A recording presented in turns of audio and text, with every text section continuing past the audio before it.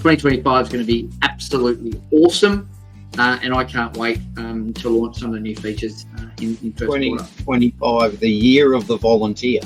I've already done it. I already changed my profile status to the year of the volunteer. And we've had some great volunteers this year. We've had an Australian of the Year as a volunteer, Order of Australia recipients. We've had multiple organisations that are on platform like the Gold Coast Tool Library, Fierce Females, who are now funding and grant recipients through the Gold Coast, Queensland Volunteering and some of the funds they made available. So awesome wins for that. Talk about awesome wins. You know, when you think about the consequence of our action, Smithy, when we talk about sponsorship and fundraising in particular, you know, we created this model relative to be able to demonstrate to the corporates what true social impact is.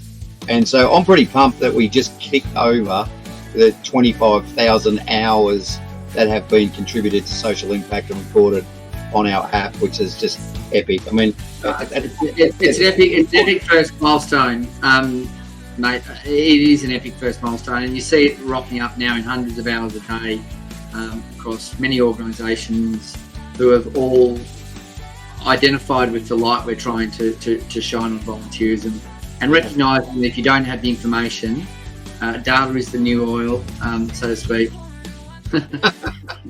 Look, and we're busting a butt at the background. We set our team killer tasks to try and build some things out on the app as we approach this end of year celebration for volunteerism from our perspective, and assisting some volunteers just see a little bit of love and kindness. We're trying to shower that in unique ways. So with the app changes, which are due and imminent to be shown in the next couple of days, we're going to be right on the borderline of launching just before Chrissy. So there's no issues there. If people see the auction items and like the idea of bidding with their hours and taking their family out to a couple of places they might not try before, they'll get to do that in the new year. So all good. But we talked about how sponsorship's so it's so shallow in terms of its targeting. It doesn't have any depth to it. It's here's some money. Don't really care what you do with it. See you next year. Like and we're like, is that really going to be the way that society's going to roll as the purses get tighter and our discretionary funds reduce, which is something we're all grasping with, is cost of living. And width gives you eyeballs, width gives you touch, but depth gives you outcomes and impact. And if we can somehow marry those two, mate, I think we're standing in a class of our own.